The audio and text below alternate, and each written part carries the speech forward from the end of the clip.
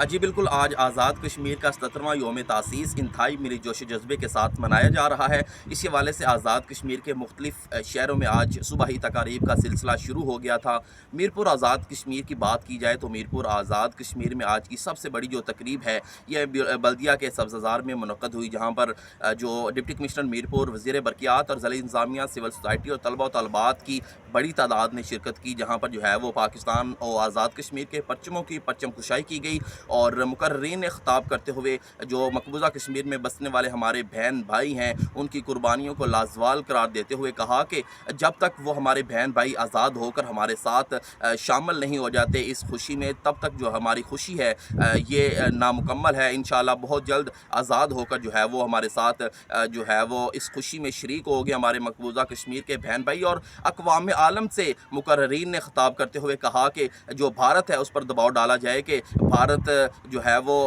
مقبوضہ کشمیر میں جو ظلم اور تشدد کی ایک لازوال داستان رقم کر چکا ہے اس کو فی الفور جو ہے وہ ختم کیا جائے، اور جو کشمیر میں بسنے والے مقبوضہ کشمیر کے نہتے بہن بھائی ہیں ان کا حق خود ارادیت ان کو دیا جائے۔ آج ہم 77واں یوم تاسیس منا رہے ہیں۔ ہر سال 24 اکتوبر کو یوم تاسیس منایا جاتا ہے۔ مرکزی سطح پر صدر حکومت آزاد کشمیر بیرسٹر سلطان محمود چودھری جو ہے وہ مظفر آباد میں اس سے خطاب فرمائیں گے، اور میں یہ کہنا چاہتا ہوں چونکہ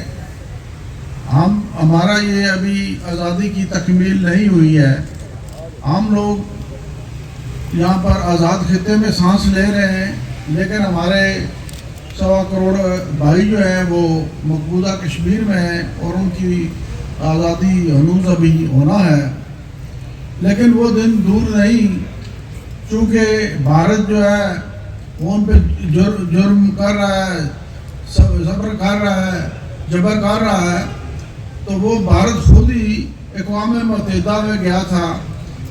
اور میں یہ گزارش کروں گا اس سٹیج سے اقوام متحدہ کو کہ وہ اپنی قراردادوں پر عمل کرائے۔ بھارت وہاں جا کر خود ہی اب بھاگ چکا ہے۔